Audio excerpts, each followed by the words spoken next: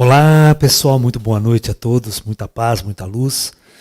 Prazer estar de novo aqui com todos vocês. E hoje nós vamos então conversar especificamente sobre o papel dos intraterrenos nos dias de hoje, para qual a relação deles com a nossa sociedade, qual a atuação deles aqui. Tá? Muito bem.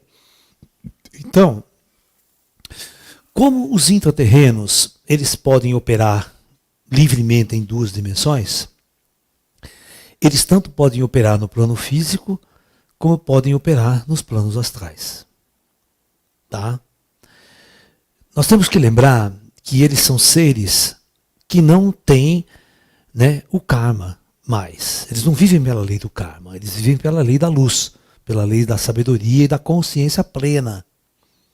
Então, um intraterreno, ele tem tanto a consciência do que ele está fazendo aqui quando está acordado, e tem a consciência quando ele vai dormir e sai do corpo. Isso é integral para eles, porque isso significa estar na luz. Enquanto o indivíduo não domina essas duas questões, não se pode deixar que ele está na luz. Tá ok? Então é importante que a gente entenda esse aspecto fundamental da experiência da transcendência real do espírito. Tá? Muito bem. Então,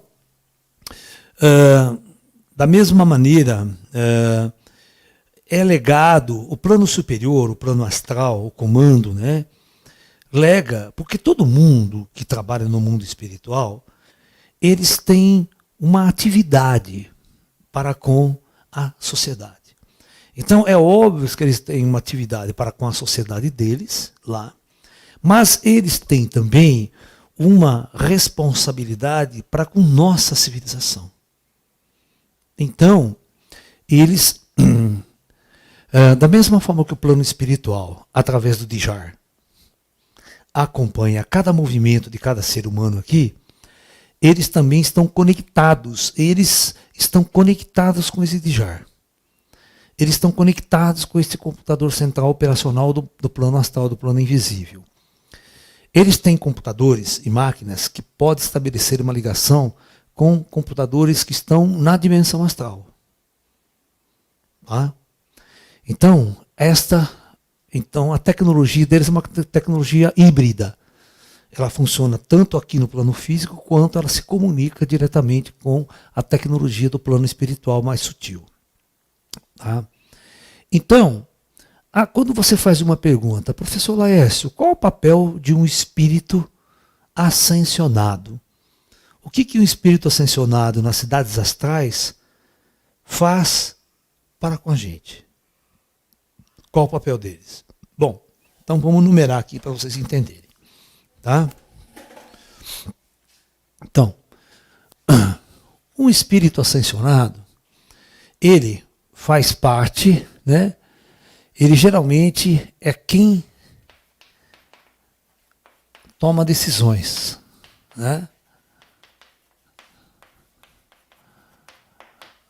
Ele geralmente faz parte, pode fazer parte de conselhos kármicos.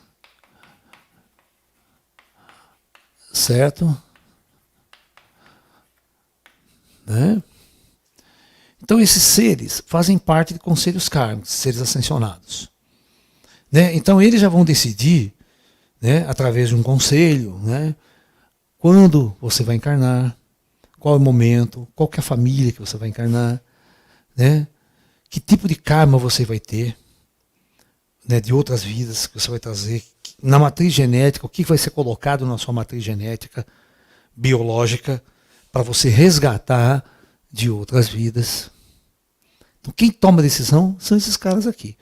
Então veja bem, eles têm um total controle sobre a sua existência. E quando você encarna, esse pessoal aqui através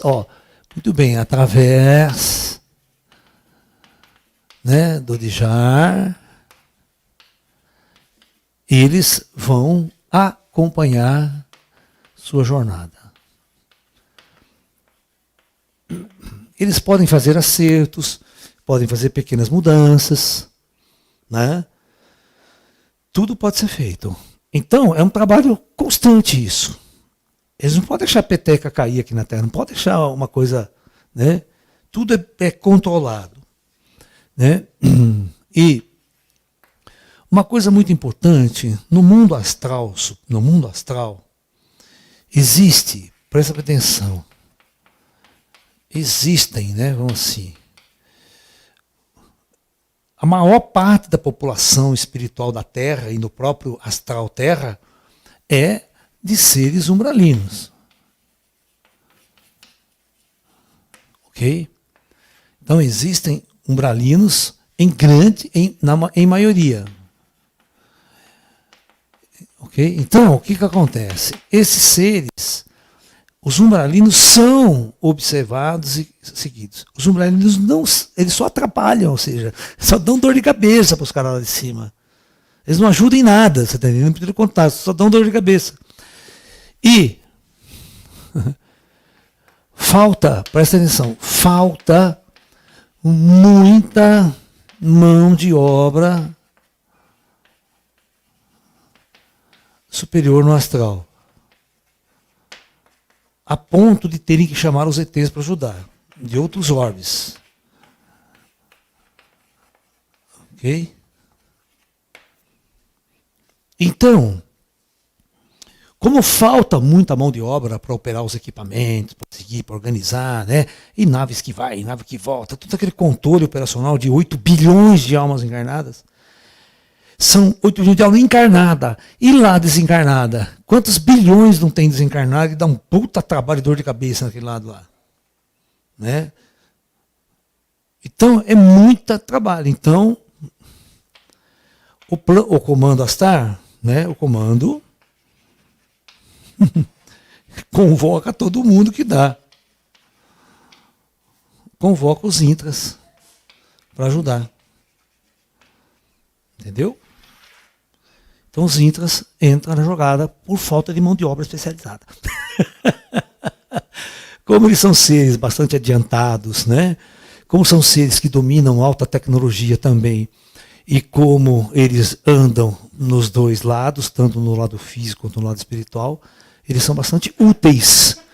Eles são bastante úteis em operações astrais, assim como na operação, quando se precisa de alguma coisa direta no plano físico, eles realizam.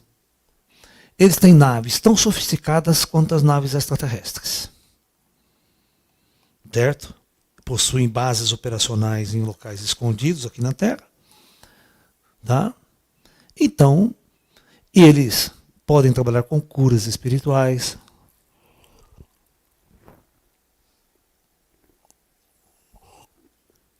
Tá? Podem monitorar tudo o que é preciso. É muita coisa que eles operam, tá? Então, é claro que 99,9% das operações intraterrenas é idêntica à operação dos espíritos, totalmente invisível. Você não percebe. Você não percebe a ação deles. Eles podem vir aqui nessa sala agora, monitorizar tudo, trabalhar com tudo, e você não nem fica sabendo. Da mesma forma que um espírito entra aqui, analisa, olha, tudo vai embora, você nem fica sabendo. Se você não for um bom vidente, você não fica sabendo. Né? Então, o nosso mundo, é importante que vocês entendam que a nossa vida aqui na Terra é uma verdadeira escuridão, é uma verdadeira trevas. Vocês não sabem o que anda ao redor e o que anda no invisível. E o mais interessante disso tudo é que as maiores autoridades científicas desse planeta nem se tocam disso. Eles não têm a mínima noção disso. Né?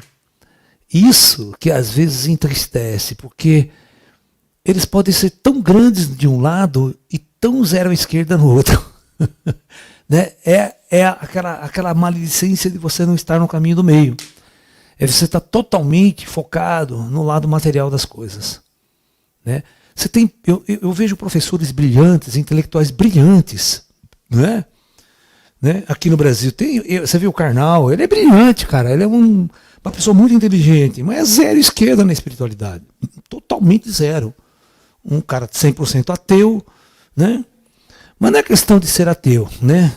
Porque acreditar nesse Deus da igreja, nesse Deus que os caras apresentam, também não tem nada a ver. Né? Ser ateu nesse aspecto, tudo bem. Né? Entendeu? É até melhor não acreditar mesmo, né? Você está entendendo? Mas o bom senso e a inteligência tem que mostrar um outro caminho, um outro lado. As coisas não podem ser como o Darwin veio. As coisas, sabe? Darwin foi um grande cientista, né? Observou muitas coisas interessantes, mas ele jamais matou a charada das coisas. Certo? Né? Ele descobriu um fator oculto. Esse fator oculto que determinava toda a variação das espécies na Terra, ele dizia que era um fenômeno chamado de mutação. Agora, quem explica a mutação? Ninguém. Então, a mutação teria que ser um fenômeno totalmente natural. Porque um ser animal não tem capacidade de se automutar, não tem inteligência nem capacidade para isso. Então, ficaria ao acaso a mutação. Esse é o grande erro de Darwin. Certo? Porque tem todo esse pessoal aqui, tem toda essa turma invisível aqui que faz todo esse trabalho. Entendeu? Então essas pessoas aqui criam adaptação no reino da natureza. Ela adapta o nosso ser humano. Você tá entendendo? Por exemplo, chega uma pandemia como essa pandemia, se fosse larga, poderia matar todo mundo. Poderia limpar o planeta. Certo? E quem é que controla essa questão? São esses caras percebem, vai lá, já na população inteira, grande parte da população, eles já vacinaram. É por isso que grande parte das pessoas não ficam doentes. Tá? Vai ficar doente quem tem resgate kármico. Entendeu? Mas as pessoas têm uma imunidade. Essa imunidade vem da onde? Você acha que o invisível não atua? É claro que atua. Você está entendendo? Então é muito importante que vocês entendam que existe uma força muito poderosa no invisível. O Tao Te Ching tem uma frase, o Lao Tzu dizia assim, né? 30 raios convergentes para o centro tem uma roda. Imagine uma roda de carroça, não sólida, aquela que tem os raios, uma bicicleta que tem os raios, né? Uma moto que tem os raios. Por que vocês acham que essas rodas elas são fabricadas assim? Por que elas são raiadas, não são sólidas? Porque mecanicamente falando, quanto mais pesada é uma roda, mais ela cria uma inércia, é muito difícil você fazer ela girar. Então, quanto mais leve ela for, né, mais fácil se dá o movimento. Então, uma bicicleta, por exemplo, se ela fosse com roda sólida, vocês não andariam na bicicleta. Você ia pedalar, puta que pariu, saiu do lugar. Do pesado pra caramba. Então, aqueles raios da roda facilitam o movimento. Então, o importante é o vazio também. O vazio dentro da roda, ele tem uma importância muito grande em relação ao que se fosse sólida. Aí ele fala assim, né? Que o fole de uma forja, antigamente, você sabe o que é isso? A forja, ela tinha um fole que você tinha que fazer isso para não andar ar, para poder aumentar o fogo da forja, sabe? Aumentar, porque você botava mais oxigênio, ela aumentava a temperatura, era melhor no carvão. Então ele diz assim, o fole de uma forja, embora vazio, ele fornece força. Aí ele diz assim, paredes, casas são paredes, janelas e portas. Mas é o vazio da porta que dá utilidade à casa, senão você não entra, não sai. E ele diz assim, assim são as coisas materiais, que parecem as mais importantes, mas o verdadeiro significado das coisas está no vazio, está no invisível, naquilo que você não vê, no vazio. Né?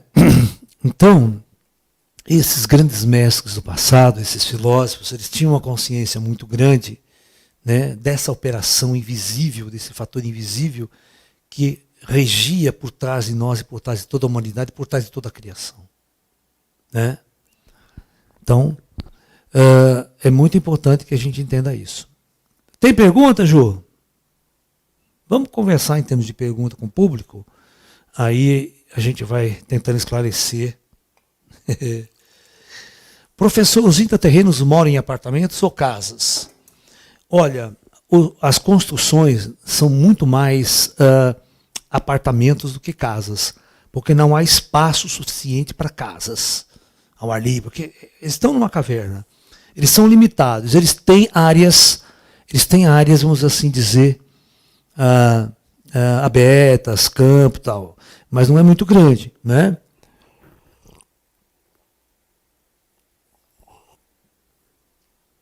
Mas vocês precisam entender uma coisa.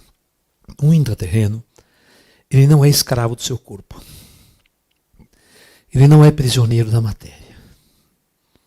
Tá ok? Né? Vocês imaginam, quando nós tínhamos aqueles casos dos eremitérios tibetanos, que o monge entrava numa caverna, se trancava e saía dali 3, 4 anos depois?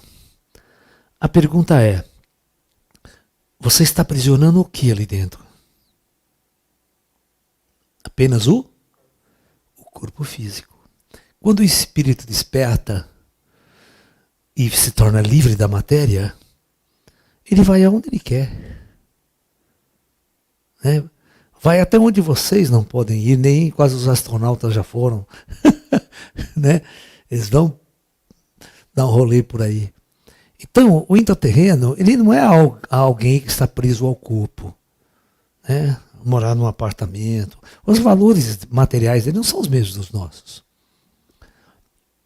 Eles estão numa comunidade, eles estão servindo a comunidade, estão num projeto de aprendizado. Né? Então, eles sempre estão em muitos lugares. O corpo não é uma prisão para eles. Eles podem chegar, entrar no apartamento, deitar e se mandar. Né? Se mandar do corpo astralmente. Né? Ele já tem essas capacidades mais superiores.